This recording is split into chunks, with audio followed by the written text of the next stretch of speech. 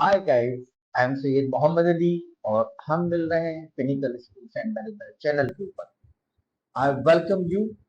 आज गाइस हमारा एक बहुत इंपॉर्टेंट टॉपिक है और हमारा टॉपिक है कि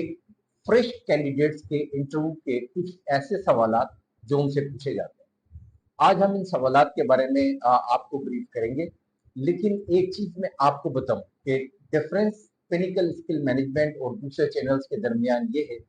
कि दूसरे तमाम चैनल जो हैं आपको एक रेडीमेड आंसर देते हैं,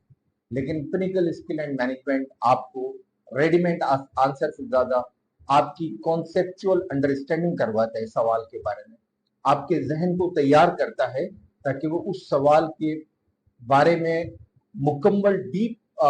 थॉट ले ले और वो ये समझ सके कि किस तरीके से इस सवाल का जवाब बनाया जा सकता है बेहतर तरीके से, और ऐसा कौन सा ऑब्जेक्टिव है इंटरव्यूअर का जो उसने ये क्वेश्चन किया है। इससे सबसे बड़ी एडवांटेज आपको ये मिलती है कि जब आप इंटरव्यू दे रहे होते हैं और जब आप उस क्वेश्चन से हट के आपके उसकी रेलेवेंसी में क्वेश्चन करता है इंटरव्यूअर, तो आपका कॉन्सेप्ट बिल्कुल क्लियर होता है और आप उसके जो साइड के क्वेश्चन होते हैं उनको बेहतर तरीके से अटेम्प्ट कर लेते हैं। जबकि अगर आपने रट्टा लगाया है, उसी सवाल के बारे में पढ़ा है, तो जो उसके रेलेवेंसी में क्वेश्चन आता है आप न सिर्फ ये कि उसको समझ नहीं पाते बल्कि ये कि उसका एक बेहतर जवाब भी नहीं दे सकते, जिसकी वजह से आपके इंटरव्यू के अंदर क्वेश्चन मार्क लगना शुरू हो जाते हैं। तो आज हम आप सबको और ऑनवर्ड जितने भी हम आपको जो है क्वेश्चन आंसर या आपकी कोई ब्रीफिंग सेशंस कर रहे हैं, उसमें हमारा ऑब्जेक्टिव ये है कि हम आपको उस चीज के बारे में ब्रेनस्टॉर्मिंग करें, आपको उसकी कॉन्सेप्चुअल अंडरस्टैंडिंग दें। तो आइए चलते हैं हम आज के उन सवालात की तरफ जो एक नए कैंडिडेट से यकीनी तौर के ऊपर पूछे जाते हैं। सबसे पहला जो सवाल अमूमन पूछा जाता है वो है tell me something about you और ब्रीफ योरसेल्फ। ये एक ऐसा सवाल है जिसमें आप जॉब ले सकते हैं और इसी में लोग जॉब यूज करते हैं। देखें, इसमें इंटरव्यूअर का बेसिक ऑब्जेक्टिव ये होता है, वो आपके बारे में उन चीजों के बारे में जानना चाहता है कि जो चीजें या आपकी वो स्ट्रेंथ या आपका वो पोटेंशियल जो इस जॉब के लिए जरूरी है। जबकि अमूमन इसमें लोग अपना वो इंफॉर्मेशन डिलीवर करते हैं जो कि इस जॉब की रिलेवेंसी में नहीं होती, जिसकी वजह से इंटरव्यूअर पहले स्टेज के ऊपर ही आपके बारे में एक राय जो है वो बनाना शुरू कर देता है कि ये लड़का इतना मेच्योर इनफ नहीं है, इतना इंटेलिजेंट नहीं है, इतना इसको ये नहीं पता कि इस वक्त इसको क्या जवाब देना था, टाइम सिचुएशन के अंदर ये अपने आप को फिट नहीं कर सकता। बहुत सारे क्वेश्चन हैं जो उसके जहन में आ जाते हैं। इसलिए आपने इस क्वेश्चन को बहुत बेहतरीन तरीके से हैंडल करना है और आपने 50% इंटरव्यू इसी क्वेश्चन पे करना है। इस क्वेश्चन का सिंपल जवाब क्या है कि आप ये नहीं बताएंगे आप कहाँ पैदा हुए, आपने कहाँ से एजुकेशन करी, ये सब चीजें जो रेलेवेंसी में नहीं है क्योंकि उसके पास ऑलरेडी आपका सीवी पड़ा हुआ है। आप इसमें एक ऐसी चीजें बताएंगे जो आपको हेल्प कर सकती हैं इस जॉब को परफॉर्म करने में। ठीक है, मिसाल के तौर के ऊपर आप अपने बताएं, एकेडमिक्स के बारे में बताएं, अपना नाम बताएं और ये बताएं कि मेरे एकेडमिक्स जो है ये मैं I am a graduate, science graduate, ये जो भी आपने किया है। अगर आपने किसी अच्छे कॉलेज से किया है जिसका कोई नाम लेने से कोई अच्छी रिप्यूट बन सकती है, तो जरूर उस कॉलेज का नाम भी लेना। ठीक, उसके बाद फिर आप ये बताएं कि आपकी जो स्टूडेंट के टाइम के अंदर या स्टूडेंट टाइम के अलावा अगर आपकी कोई ऐसी पोटेंशियल एक्टिविटीज है जो कि इस जॉब में आपको हेल्प कर सकती हैं, तो यकीनन आप उसको बताएं। मिसाल के तौर पर अगर आप बहुत ज्यादा सोशल हैं और आप जो है आपने कोई जो है ऐसी एनजीओ या कोई ऐसी वर्किंग एनवायरनमेंट ज्वाइन की हुई है जिसके अंदर रहते हुए यकीनन आप एक एक्टिव रोल प्ले कर रहे हैं,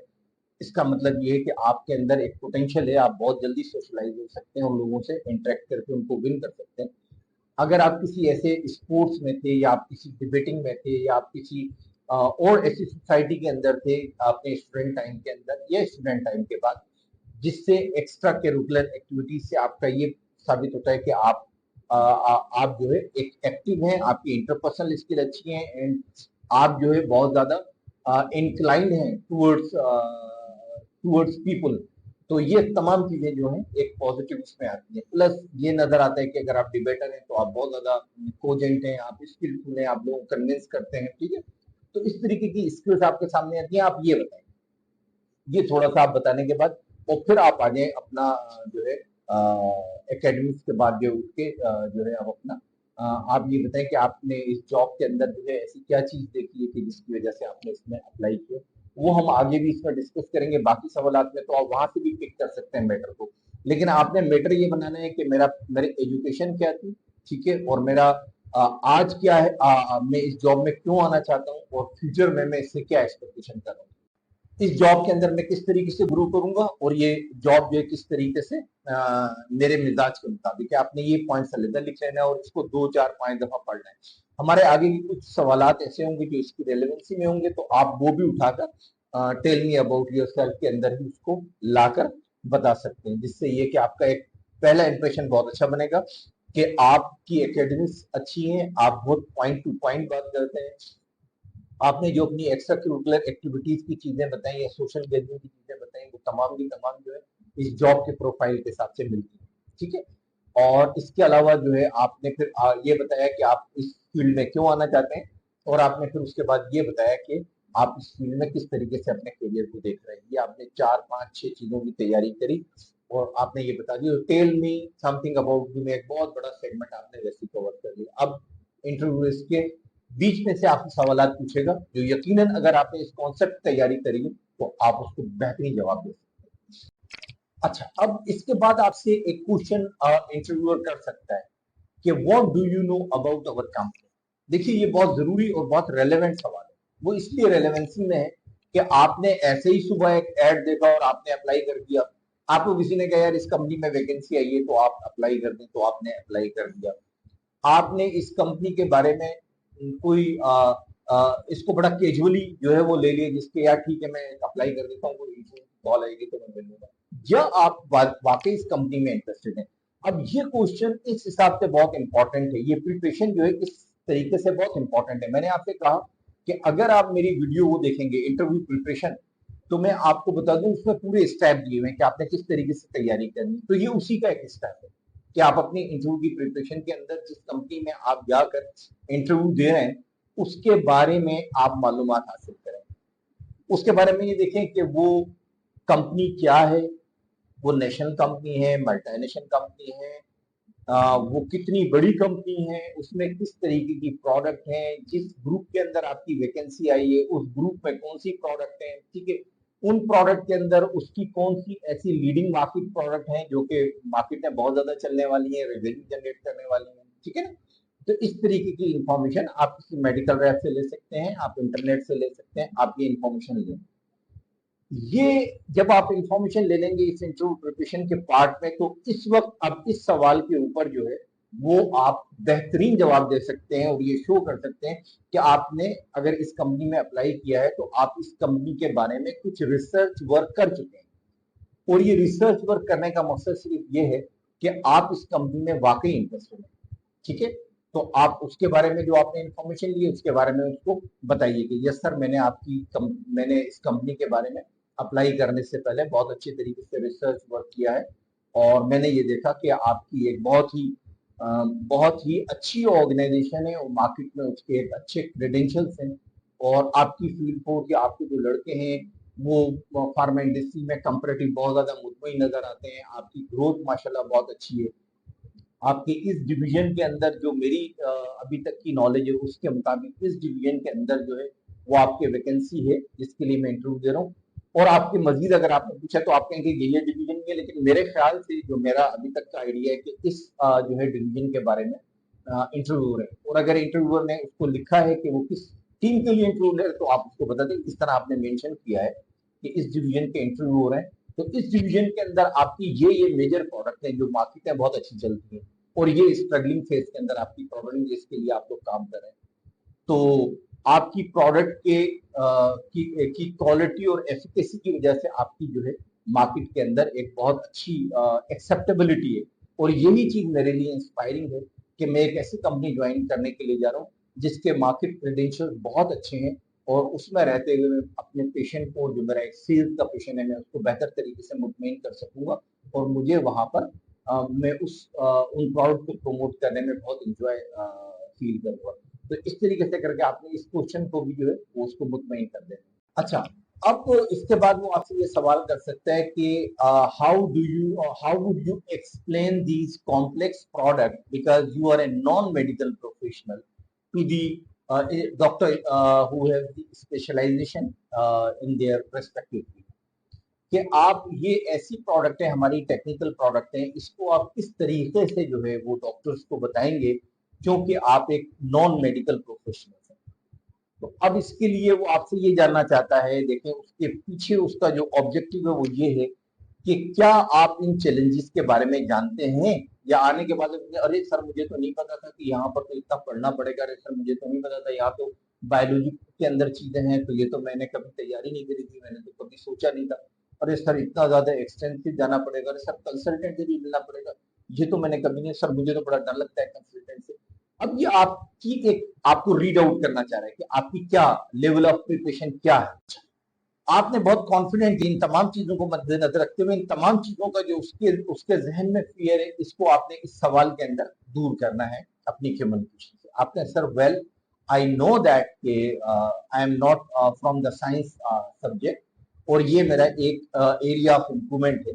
जिसके अंदर मैंने ऑलरेडी वर्किंग स्टार्ट कर दी है। मैंने कुछ सिस्टम जिस तरीके से आपकी प्रोडक्ट जो है वो ज्यादातर रेस्पिरेटरी सिस्टम्स के ऊपर और डाइजेस्टिव सिस्टम के ऊपर बेस करती हैं, तो मैंने जो है इन दोनों सिस्टम्स को पढ़ा है और इसको पढ़ने के बाद एक अंडरस्टैंडिंग ली है, ताकि ये कि जब मैं आपके पास पहुंचूं तो मैं यहाँ पर एक बेहतरीन तरीके से ट्रेनिंग को एंजॉय कर सकूं। और मैं इस ट्रेनिंग सेशन के अंदर जो है हो सकता है कंपैरेटिव दूसरे लड़कों के मुझे 2 घंटे 2.5 घंटे 3 घंटे ज्यादा स्टडी करना पड़े, लेकिन क्योंकि अब ये जॉब मेरा पैशन है तो मैंने यकीनन उसको स्टडी करना है। उसकी मेन वजह यह है कि जब मैं फील्ड में जाऊंगा तो मैं अपने कस्टमर को कन्विंस करने के लिए इसी नॉलेज को जो है ले जाकर वहां पर जो है वो अडॉप्ट करूंगा, इसी नॉलेज के थ्रू जो है मैं आगे की तरफ जाऊंगा। तो मैं अपने टेक्निकल कस्टमर्स को बताऊंगा कि हमारी प्रोडक्ट के अंदर कौन कौन से एडवांटेजेस हैं और उसके क्या जो है डोजेज हैं, डिफरेंट इंडिकेशन के अंदर डोजेज क्या है, प्लस हमारी प्रोडक्ट के एडवांटेजेस क्या हैं ओवर अदर ब्रांड्स। और ये टेक्निकल इंफॉर्मेशन क्योंकि मैंने लर्न की होगी, उसकी एक्सरसाइज की होगी, उसकी प्रैक्टिस की होगी, तो मैं एक फ्लुएंटली तरीके से अपने कस्टमर को कम्युनिकेट करूंगा और इस तरीके से मैं अपने कस्टमर को अपनी तरफ रागिब करूंगा और अपनी प्रोडक्ट के ऊपर जो है मैं उसको कन्वर्ट करूंगा। अच्छा, अब जब आपने ये मुतमईन कर दिया तो एक सवाल वो आपसे रेलेवेंस में पूछेगा कि why did you choose the medical representative job as a career. अब वो आपको ये जानना चाहता है क्योंकि आप फ्रेश हैं, तो कहीं ऐसा तो नहीं कि आप डबल माइंडेड हैं और आप सिर्फ जॉब की सर्च में आएंगे, चलो यार आज जॉब मिल जाए फिर मैं देखूंगा, मेरा अपने करियर गोल्स तो कुछ और है, उसके बाद मैं उस सिंह की तरफ जाऊंगा और ये मैं टेम्परेरी जो है इस फील्ड में रहते हुए ये काम कर लेता हूँ, या ये हो सकता है ये मुझे थोड़ा सा सपोर्ट भी कर दे, या आप वाकई ही किसी एक प्लान के तहत अपने आप को as a medical rep endorse कर रहे हैं। आप देख रहे हैं कि फ्यूचर के अंदर आप इसके अंदर कुछ बनेंगे, तो ये जो उसके फियर्स हैं या ये जो एरिया ऑफ उसका इंफॉर्मेशन है ये बहुत रेलेवेंसी के अंदर है। तो आप उसको इस सिलसिले में मुतमईन करें कि सर ये जो मैंने अप्लाई किया है मेडिकल रिप्रेजेंटेटिव के लिए, ये बेसिकली मेरा पैशन है। लोगों को कन्विंस करना, लोगों से मिलना, लोगों के साथ इंटरेक्शन करना और लोगों के साथ रिलेशनशिप को बिल्ड करना, ये मेरा पैशन है। मैं इस सिलसिले में बहुत सारी एक्टिविटीज करता हूँ, मैं फेसबुक के ऊपर भी हूँ, मैं लिंक्डइन के ऊपर भी हूँ, मैं दूसरी सोशल वेबसाइट्स के ऊपर भी, जहां मैं लोगों से मिलता हूँ, इंटरेक्ट करता हूँ। और इसका बेसिक ऑब्जेक्टिव ये होता है कि आप जब लोगों से इंटरेक्ट करते हैं, आप उनके बारे में जानते हैं और उनके बारे में आपको नई इंफॉर्मेशन मिलती है, तो वो बड़ी इंटरेस्टिंग होती है। तो मेरा ये पेशेंस है नंबर वन, इसलिए मैं समझता हूँ कि सेल्स जो है वो राइट जॉब है। अब सेल्स के अंदर सर मेरे पास बहुत सारे ऑप्शन मौजूद हैं, मैं किसी भी सेल्स जॉब में जा सकता हूं, लेकिन मेडिकल रिप्रेजेंटेटिव एक ऐसी जॉब है कि जो एक बहुत ही रेस्पेक्टेबल तरीके की सेल्स है। यहाँ पर जब आप सेल्स करते हैं तो आपके जो कस्टमर्स, आपके जो डॉक्टर्स होते हैं वो हाईली एजुकेटेड लोग होते हैं और टीम का एक कहना चाहिए कि जो आपकी जो पॉपुलेशन है उसकी एक क्रीम होती है जिसके साथ आप इंटरेक्शन कर रहे हैं। प्लस मेडिकल नॉलेज एक ऐसी नॉलेज होती है जो न सिर्फ ये कि आपके विजन को अपनी ब्रॉड करती है, जिससे बेनिफिट आप खुद लेते हैं, बल्कि आप अपनी फैमिली को भी देते हैं और अपने सराउंडिंग के लोगों को भी देते हैं। आज तक यूजुअली अगर आप 90% लोगों से पूछें कि एक बीमारी अगर उसको लाहक हुई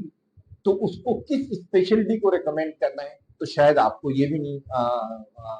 लोग बता सकेंगे कि वो किस स्पेशलिटी, क्योंकि ये उनकी फील्ड है। लेकिन एक मेडिकल रिप्रेजेंटेटिव एक बेहतर तरीके से अंडरस्टैंड करता है चीजों को, और वो बेहतर तरीके से गाइड कर सकता है अपनी फैमिली को।